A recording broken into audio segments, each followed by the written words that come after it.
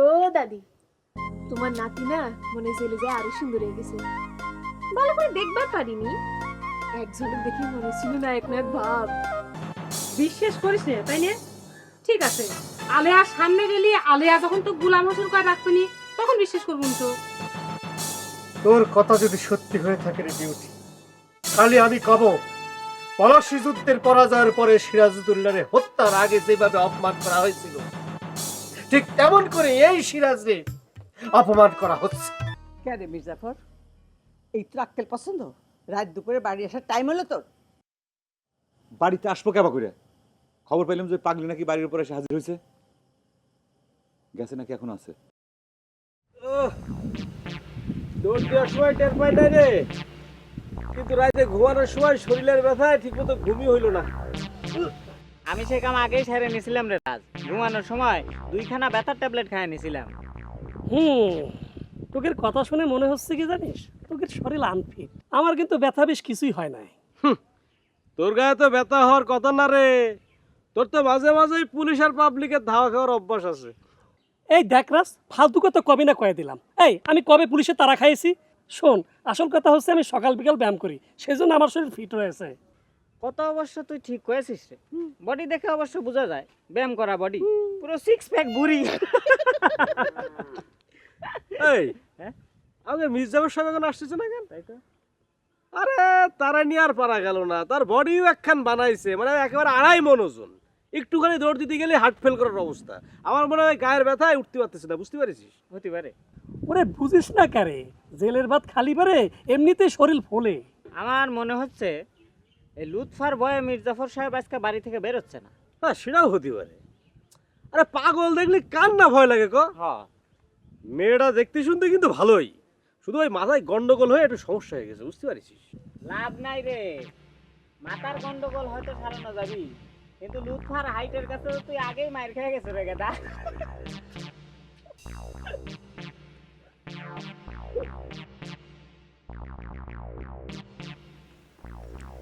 কি রে লুৎফা, তোর তো ফাইন দেখা যাচ্ছে রে, করে আসছু? আমার তো সবসময় ফাইন দেখা যায়, এটা তো আর নতুন কোনো কথা না। কথাটা খালি বুঝলো না, আমার শুনো মির্জাফর। ও আরে, তা তুই পাবনাতে কবে ফিরিস রে? আচ্ছা, তোরা সকলে মিলে আমারে এমন ভাবে পাবনা থেকে ফেরার কথা জিজ্ঞেস করতেছিস কেন? কত আলেয়া? আমি আবার কিভাবে জিজ্ঞেস করলাম? আর অন্য কিরা কিরা তোরে পাবনা থেকে ফেরার কথা জিজ্ঞেস করেছে সেটা তো আর আমি জানি না। যার সাথে দেখা হয় সে পয়লা আমারে এই কথাটাই জিজ্ঞেস করে, এমন ভাবে কয় মানে আমি পাবনা মেন্টালে ভর্তি ছিলাম। ও, তা আসলে ওই যে তুই, আমি তো শুনলাম কার কাছে জানি শুনলাম তুই পাবনা গেছিল, এই জন্যই তো জিজ্ঞেস করলাম যে পাবনার থেকে কবে ফিরিস। পাবনা আমার মামার বাড়ি, তুই জানিস না? ও, মামারা আমাকে নিয়ে গেছিল। আচ্ছা তুই ক, আমি কি পাগল? কিরা কইছু রে তুই পাগল? ছোটবেলায় তো বাপ মা আদর করে সবাক পাগল করে ডাকে, বাপ মা আদর করে ডাকবে না? দেখ আমার আব্বা তো আমাকে ছোটবেলায় পাগলি করে ডাকতো। এই তো তুই কথাটা বুঝতে পেরেছিস। অবশ্য আমি পাগল হয়েছি একজনের ভালোবেসে, আমার মির্জাফর আমার পাগল করেছিল। ও, আচ্ছা, তা এখন তুই করে যাচ্ছ রে? আর কোনে যাব, আমার শুনা মির্জাফরের সাথে দেখা করবে লেগে যাচ্ছি। অবশ্য খালি পালায় পালায় বেড়ায়। আচ্ছা কত আমাকে দুজনের ফাইন মানাবে না? অবশ্যই ফাইন লাগবে, ফাইন লাগবে মানে একদম ফাটাফাটি লাগবে। এ কথা কি আবার জিজ্ঞেস করা লাগে নাকি? তোরে একটা কথা বলি, মাইন্ড করিস না কিন্তু। কে? তুই যে একটা স্যাংরার সাথে প্রেম করিস, লম্বায় তো তোর সে 1 হাত খাটো হবি, তার পাশে যখন খারাপ থাকে না? ওরে আল্লাহ রে, তোর সাথে কথা কবার গিয়ে তো আমি সময় নষ্ট করে ফেলতেছি। তুই থাকি, আমি যাই।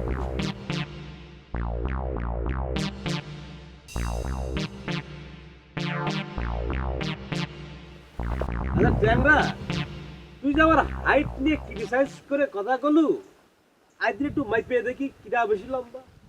মাপার তো কোনো দরকার নাই, আমি না মাইপে শিওর হয়ে কয়ে দিবার পারি যে আমি তোর চাইতে 1 ইঞ্চি হলেও লম্বা আছি। অসম্ভব, তাহলে খাড়া দেখি কিটা লম্বা, খাড়া। আরে ভাই কইলাম তো মাপার দরকার নাই, তুই পারলে লুৎফাক পাশে দিয়ে খাড়াইস, খাড়া হয়ে দেখিস যে তুই তার চাইতে লম্বা না খাটো। ট্যাংরা একদম রাইট কথা কয়েছে। এই ট্যাংরা তো কয় না লুৎফা দেখতে ফাইন, কতটা কয়েছিস তুই? এটাকে আমি মিথ্যে কথা কইছি? কিডা না কবি যে লুৎপা দেখতে ফাইন, কিডা না কবি ক? এটা তো তুই বুঝলো রে রাজ, কিন্তু ওই মির্জাফর সাহেব তো বুঝলো না। ওই দে ওই দে ওই দে।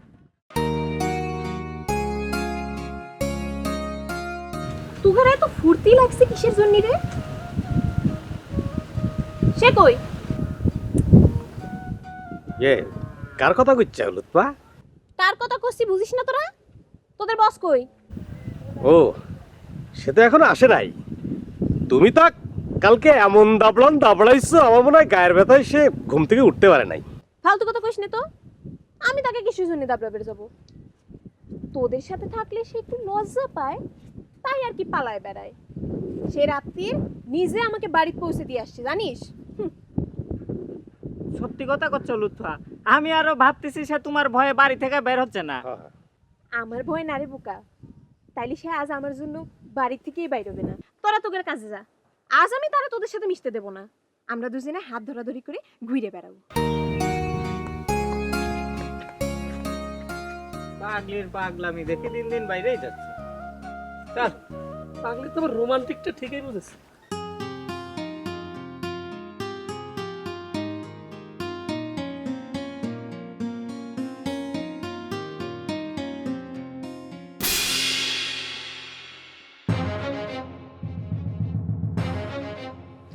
আলেয়া আলেয়া আলেয়া আলেয়া, কোনে যাচ্ছ তুমি? একটু খারাপ, এবার করে তুমি চলে যাও না। তোমার মুখখান দেখার জন্য আমি অধীর আগ্রহে কতক্ষণ ধরে এখানে অপেক্ষা করতেছিলাম, তুমি জানো না?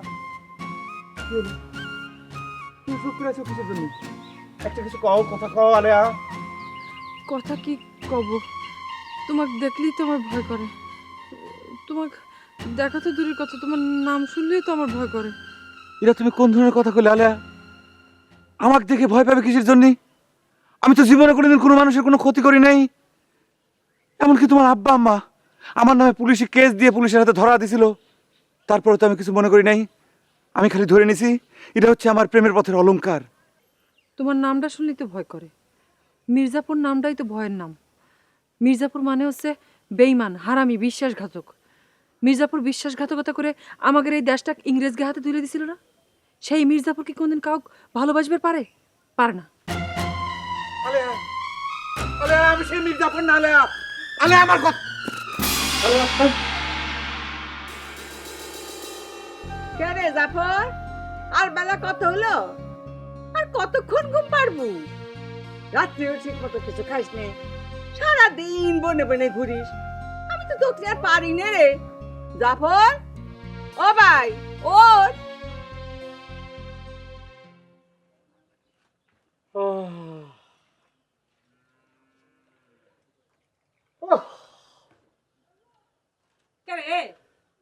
তুই সকাল সকাল এসে দোকানের উপরে কিসের জানি লম্বা লম্বা নিঃশ্বাস ছাড়া শুরু করলে? আল্লাহ আল্লাহ আল্লাহ আল্লাহ আল্লাহ আল্লাহর দোহাই লাগে বন্টি, দোকানে সকলের সামনে ওই নাম ধরে ডাকিস না।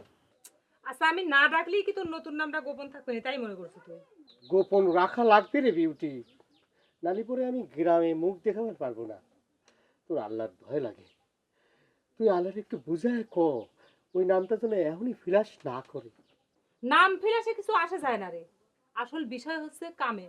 কামটা যদি তুই ঠিক মতো করিস তাহলে তো হয়ে যায়। তোরা কেউ বুঝবার পারছিস না, সিরাজ থেকে গোলাম, একেবারে নবাব থেকে বান্দা, কত বড় অধবতন তুই চিন্তা করিস? আমি তো শিওর রে, কত যদি মির্জাপুর শুনে তাহলে পরে আমার ডাইরেক্ট কবে এ গোলাম চা বিউটির দোকান থেকে 2 কাপ চা নিয়ে আয়, বুঝতে পারিস? তোর নাম গোলাম হোসেন হলো কবে থেকে রে সিরাজ? কাকু কিটা কইছে আমার নাম গোলাম হোসেন? আজ আর কথা করে টাকা পাচ্ছ না? বিউটি দেখিস দেখিস? রাগ করতেছো কে? তুই তো করলি। গোলাম হোসেন বিউটি দোকান থেকে এক কাপ চা নিয়ে আয়। কানে বেশি শুনো না, মাই নেম ইজ সিরাজ, আমার নাম সিরাজ, বুঝা গেছে? উল্টা পাল্টা কোথেকে কি শুনে আসছো?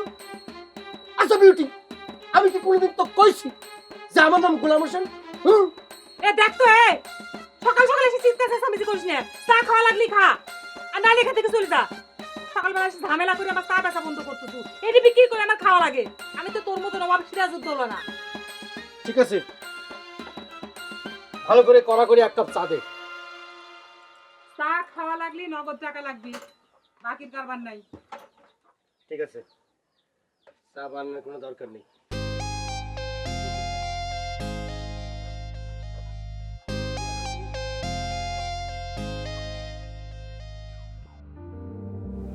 হিসেবটা ঠিক মিলতেছে না রে ট্যাংরা। লুৎফার সাথে তোর হাইটের হিসেব। সিরিয়াস একটা কথার মধ্যে তোরা যখন ইয়ার কি মারিস তখন কিন্তু আর ভালো থাকে না, বুঝতে পারিস? যা, তোদের সাথে আর থাকবোই না, তোদের সাথে থাকাই যায় না। আসলে ট্যাংরা তুই একেবারে ফসকে হয়ে গেছো রে। এই দোস্ত, তোমার সিরিয়াস কথাটা কত? ঠিক আছে, যা সরি করলাম, যা ক। না, আমি করছিলাম কি, লুৎফার কথার সাথে জাফর সাহেবের আচরণ তো মেলে না। জাফর সাহেব আমাকে কয়ে গেল একটা কথা, আবার রাতের বেলা লুৎফারে নিয়ে তার বাড়িতে যে পৌঁছাইতে আসছিল। আচ্ছা, তোর কি তাতে হিংসা হচ্ছে রে দোস্ত? দেখলু দেখলু তো, আমার কিন্তু মেজাজ গরম হয়ে যাচ্ছে গোলাম। খারাপ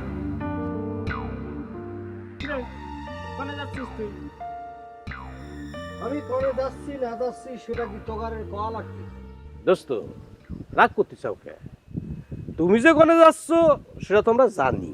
সবকিছু যদি জানিস তাহলে জিজ্ঞাসা করতেছো কিসের জন্য? হ্যাঁ, এমনি কিন্তু আমার মাথা হট হয়ে আছে, আমার আর বিরক্ত করিস না কিন্তু, বুঝতে পারিস? আরে তোকে একটা খবর দেওয়ার জন্যই খাড়া করালাম রে। কিসের খবর? তোগারের কাছ থেকে আমার কোনো খবর শোনা লাগবি না। লাগবি দোস্ত, লাগবি।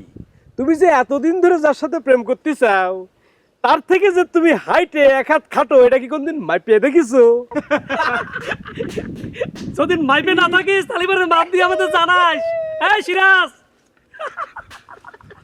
অপমানিত হয়েছে। অপমানিত বাংলার নবাব অপমানিত হইছে। বাংলার নবাব খাটো হয়ে গেছে। চল, এরকম একটা মাথা খারাপ নায়ক কি জন্য যে বাপমা ছেড়ে দিয়ে রাখে? একটা অঘটন ঘটে গেলে তখন কি হবে? কি রে জাফর, তোর সঙ্গে আবার বেশি ঝগড়া হয়েছে? তোমার নাতনি তো আমাকে হজম করে দিবি কয়া হুমকি দিচ্ছে। ডাকাত স্বামীর ভয় দেখাচ্ছে। তুই ওর সাথে বাদাবাদি করবার যাস না রে ভাই, ওর মাথা গরম। তারপরে স্বামীটা এত বছর ধরে জেলে পচতিছে, শুনলাম আরো নাকি মেলা বছর জেলে থাকা লাগবে। এ দাদি, বিউটির কথা বাদ দে তো, উইক কিডা গুনতিছে রে। আচ্ছা, সত্যি করে তুই আমাকে একটা কথা কত, আমার মির্জাফর নামটা কি তুই রাখিছিলি, তাই তো? হয়, আমি রেখেছিলাম। তোর জন্মের অনেক আগে এই জাফর নামটা আমি ঠিক করে রেখেছিলাম। দুনিয়ার বুকে এত নাম থাকতি আমার নামটা তুমি জাফর রাখিছিলে কিসের জন্য? দুনিয়ার মধ্যে এই নামটাই আমার সবচেয়ে পছন্দ, তাই একদিন পর তুই এ কথা আমার জিজ্ঞেস করতিস কে? এতদিন সমস্যা হয় নাই তাই জিজ্ঞেস করি নাই, কিন্তু মীর বংশে একটা ছাওলের নাম জাফর রাখার আগে তোমার মাথায় কি এতটুকু চিন্তা আসে নাই যে মীরের সাথে জাফর যোগ হয় নামটা মীর জাফর হয়ে যাচ্ছে? হচ্ছে তো, তার জন্য কি হয়েছে? কি আবার হবি? মীর জাফর কিরা? মীর জাফর হচ্ছে একটা বেঈমান, এই দেশটাকে ইংরেজদের হাতে তুলে দিছিল। আর সেই নামটা যদি আমার হয় তাহলে পরে মানুষজন কি মনে করে রে? এতদিন পর কিরা তোর এই নামটা নিয়ে এই কথা মনে করা দিছে রে ভাই? তোর যে নায়কের মতো চেহারা, তাতে নামটা ভিলেনের মতো হইলে ক্ষতি নেই। আর সবচেয়ে বড় কথা, যখন আমি জাফর নামটা পছন্দ করেছিলাম তখন কি আমি জানতাম তোর এই মীর বংশের দাদার সঙ্গে আমার বিয়ে ঠিক হবে?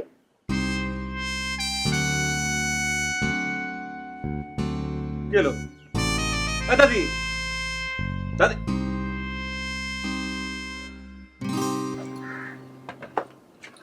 কিরে কিরে মাসিস বিউটি? তুই তো ভারী বেয়াদব হয়ে গেছো। কে রে, তোর আমি বড় না ছোট বয়সে, তুই তুই করে কথা করছো কে?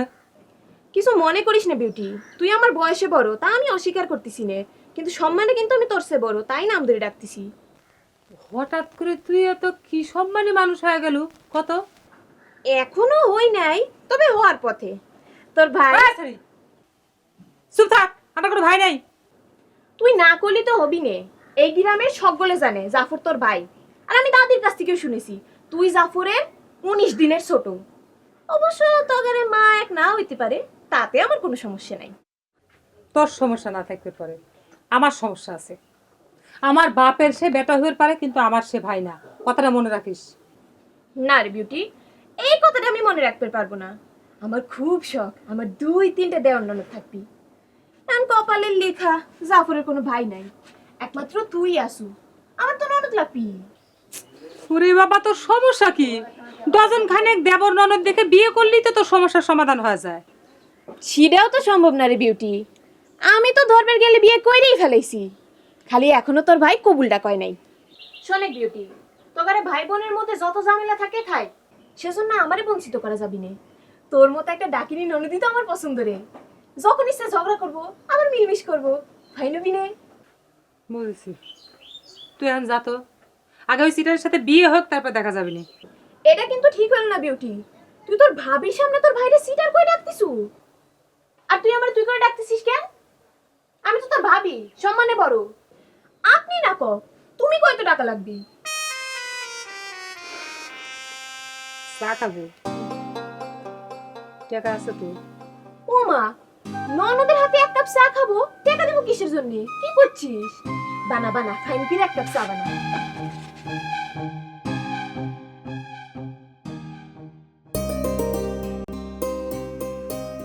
আলিয়া, মানে কোনোভাবেই কি সিরাজ নামটা আমার ফিরিয়ে দেওয়া যায় না?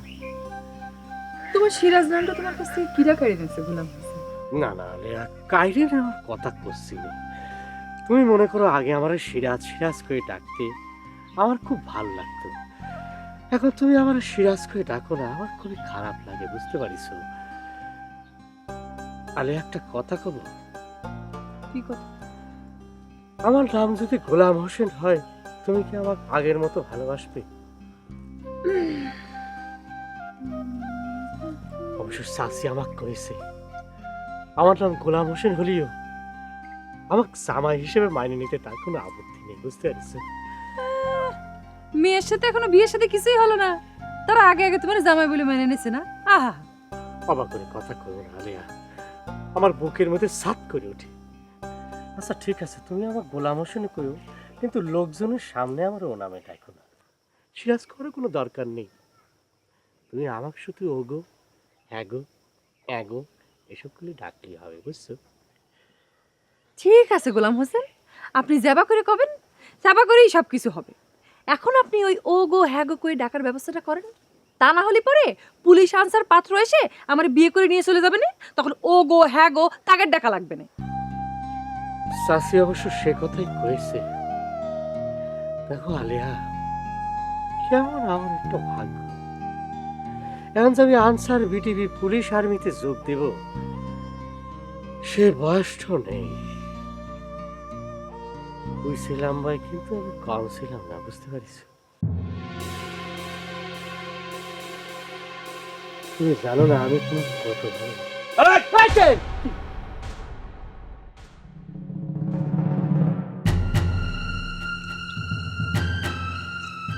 কিরে, তোকে আমি কি কইছিলাম মনে নাই?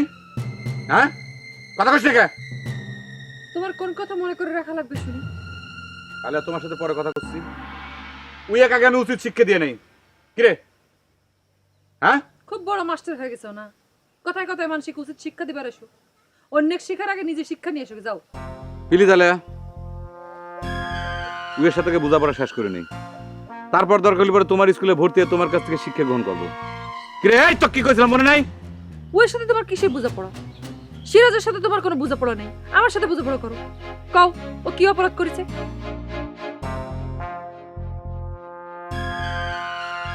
কি হলো, কথা কচ্ছ না কিসের জন্য? হ্যাঁ, কি অপরাধ করেছে ও? কও। অপরাধ কি সেটা ওই ভালো জানে। উইয়াকে আমি নিষেধ করেছিলাম যাতে তোমার ধারের কাছেও না আসে, আমার সেই নিষেধাজ্ঞা অমান্য করেছে। কিরে, মনে নেই আমার কথা তোর? সিরাজ আমার কাছে আসবি, সিরাজ নিষেধ করে তুমি কিডা? কোন ছলে বলল নাতি হয়ে গেছো তুমি? হ্যাঁ, মনে করে নাও যে সিরাজ আমার কাছে আসেনি, আমি সিরাজের কাছে আইছি। কি করবে এখন? খুব বড় মির্জাফর হয়ে গেছে, তাই না? হ্যাঁ, যেখানে সেখানে মির্জাফরগিরি করবে আসো তুমি। শোনো, এটা পলাশির মাঠ না, বুঝতে পেরেছো? সিরাজ, চলো জায়গা থেকে। এসব মির্জাফরের ধারের কাছে থাকার কোনো দরকার নেই, এসব মির্জাফরের কাছে যত দূরে থাকা যায় ততই ভালো। আসো। আলেয়া, আলেয়া, তুমি কিন্তু বিরাট ভুল করতেছাও, বিরাট ভুল করতেছাও। সিরাজ, তুই কিন্তু শেষ, মনে রাখিস।